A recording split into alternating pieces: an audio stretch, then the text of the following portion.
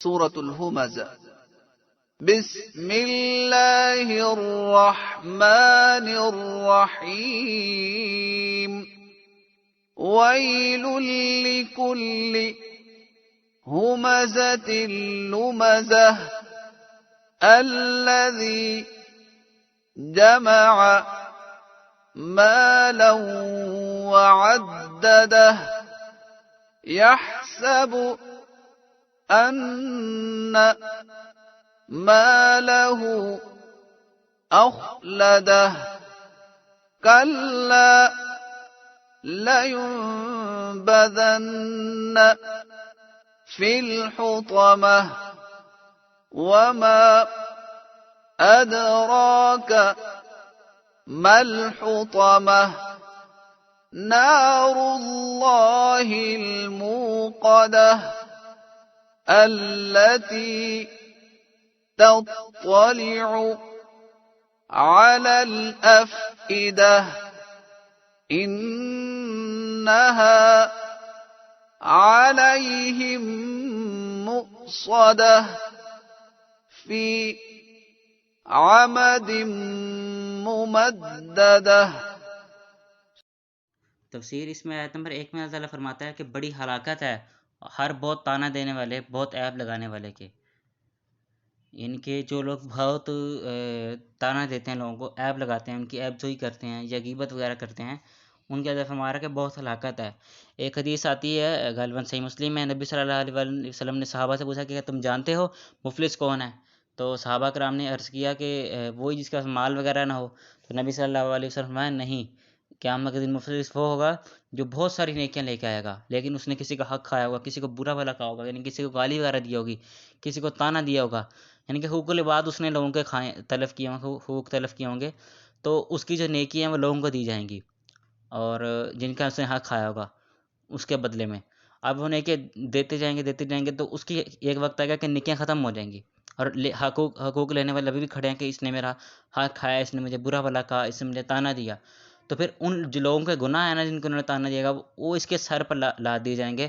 اور یہ وہ گناہ اس نے کیے بھی نہیں ہیں، لوگوں نے کیے ہیں، لیکن انہوں نے اس شخص نے ان کے حقوق کھائے تھے، ان گناہوں کی سزا یہ جہنم میں بھگتے گا.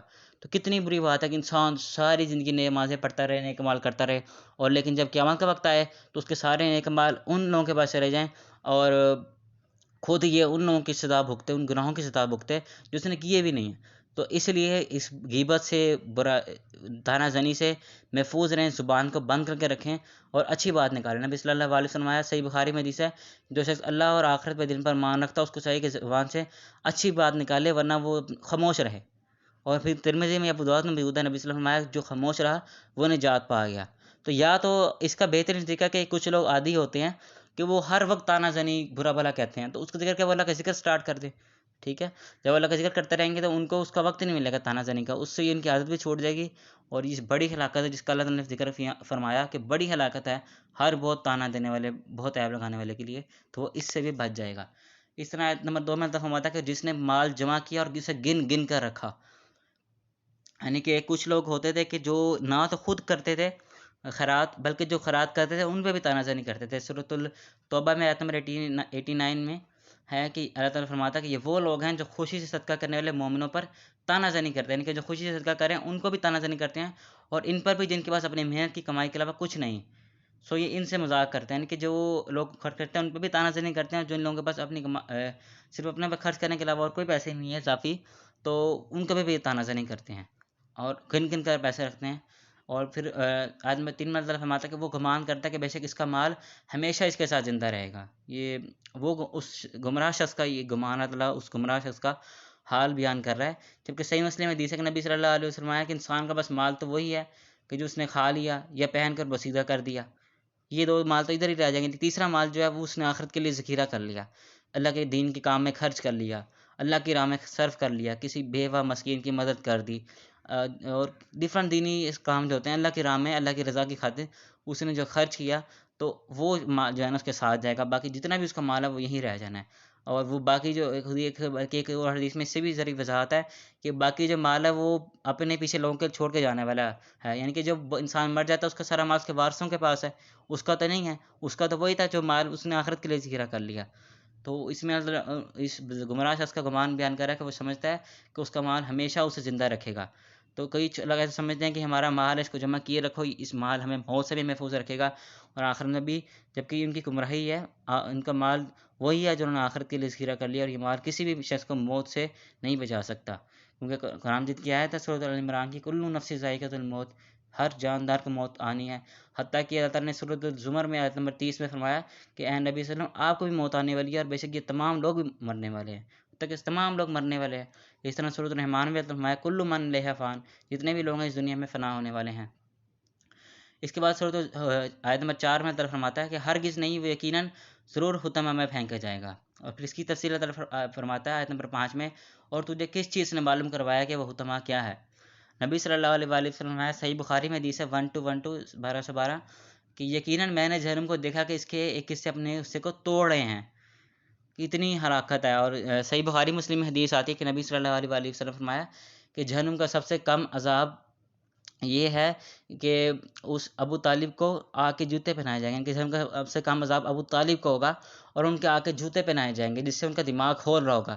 یعنی کہ دیکھیں آپ، پاؤں سب سے نچلا حصہ ہے اور سر سب سے اوپر حصہ ہے، تو ان جوتے کتنی تپش ہوگی کہ ان کا دماغ کھول رہا ہوگا، اور ابو طالب سمجھتے ہوں گے کہ ان کا سب سے زیادہ کم عذاب ہو رہا ہے. جہنم کا سب سے کم عذاب یہ ہے کہ آگ کے جوتے پہنائے جائیں گے اور انسان کا دماغ کھول رہا ہوگا. اور کچھ علماء یہ کہتے ہیں کہ دماغ پگھل کے ناک سے باہر آ جائے گا. یہ ان کی تعویل ہے، لیکن پھر بھی اگر یہ نہ بھی ہوتا پھر بھی دماغ کھولنا یہ کتنی گمراہی کی بات ہے. سب سے زیادہ کم عذاب ہے یہ بھی. اور اس سے زیادہ جن کو عذاب ہوگا جن لوگوں نے لوگوں کے حق کھائے ہوں گے. بالفرض ایک شخص نے کسی کا چوری کی تھی، زنا کیا تھا، تو جس شخص نے، جیسے میں نے آگے اوپر حدیث بیان کی کہ اس کا گناہ اس کے ساتھ ڈال دیا جائے گا. بالفرض کسی شخص نے کسی کو تانا دیا تھا، تو اب تو اس کے پاس تو کوئی نیکی نہیں ہے اس کو دینے کے لیے، اب اس کا گناہ جو اس نے زنا کیا ہوگا اس زنا کی سزا بھگتے گا. اور سب سے کم عذاب تو یہ ہے کہ اس کو آگ کے جوتے پہنائے جائیں گے. تو یقیناً وہ اس سے زیادہ عذاب بھگتے گا، لوگوں کا عذاب، صرف اسی وجہ سے کہ اپنے ان نماز کی وجہ سے کہ اپنی زبان کو بند نہیں کرتا اور لوگوں پہ تانا زنی کرتا ہے. اور پھر آیت نمبر 6 میں اللہ فرماتا ہے کہ وہ اللہ کی بھڑکائی ہوئی آگ ہے جو اللہ تعالیٰ نے بھڑکائی ہے. اور پھر آیت نمبر 7 میں اللہ نے فرمایا وہ دلوں پر جھانکتی ہے. کیونکہ نبی صلی اللہ علیہ وسلم فرمایا کہ جو موت ہے اس کو قیامت کے دن بھیڑ کی شکل میں لایا جائے گا اور اس کو ذبح کر دیا جائے گا. پھر فرشتے فرمائیں گے کہ اے اہل جہنم اب تمہارے لیے موت نہیں، اور اے اہل جنت تمہارے لیے بھی موت نہیں، کیونکہ کسی کے لیے بھی موت نہیں آئے گی اس کے بعد. تو جو دنیا میں انسان کو آگ پہنچتی تو اس کی موت واقع ہو جاتی ہے، دل تک پہنچنے سے پہلے اس کا جو سارا جسم گل جاتا ہے اس کی موت واقع ہو جاتی ہے.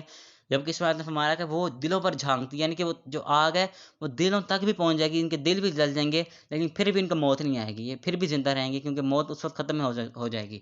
اور پھر آیت نمبر 8 میں یقیناً وہ ان کی طرف سے بند کی ہوئی ہے، ان کے جہنم جو ہے وہ بند کی ہوئی ہوگی. اس بارے میں یہ آتا ہے کہ جو اس کے بڑے بڑے ستون ہوں گے اور جہنم جو ہے کبھی بھی اس سے باہر نہیں نکل پائیں گے. یعنی کہ وہ کوشش کریں گے کہ ہم اس سے باہر نکلیں، کسی طرح ہم ان سے چھٹکارا پا رہے ہیں، لیکن اس کے اتنے بڑے بڑے ستون ہیں کہ ہر طرف سے وہ بند کی گئی ہوگی. اور آیت نمبر 9 کے لمبے لمبے ستونوں میں، یعنی کہ وہ ہر طرف سے اس کو لمبے لمبے ستونوں کی وجہ سے بند کر دیا جائے گا. اور جن لوگوں نے یہ گناہ کیے، مال جمع کر کے گن گن کے رکھا، لوگوں کو تانے دیے، عیب لگائے، برا بلا کہا، یہ ایسے لوگوں کی جو انجام ہے وہ جہنم ہے. اور اس جہنم کا بھی اللہ تعالیٰ نے تھوڑا سا حال بیان کر دیا ہے کہ وہ ایسے سب سے کم عذاب بھی میں نے آپ کو بیان کر دیا، یقیناً اس کو اس سے زیادہ عذاب ہوگا اور وہ اس عذاب سے نکل بھی نہیں پائے گا. اور کیونکہ وہ اللہ تعالیٰ فرماتا ہے آیت نمبر 8-9 میں کہ وہ لمبے لمبے ستونوں سے ہر طرف سے بند کی گئی ہے. اللہ تعالیٰ تمام لوگوں کو سمجھنے کی توفیق عطا فرمائے. جزاکم اللہ خیرون.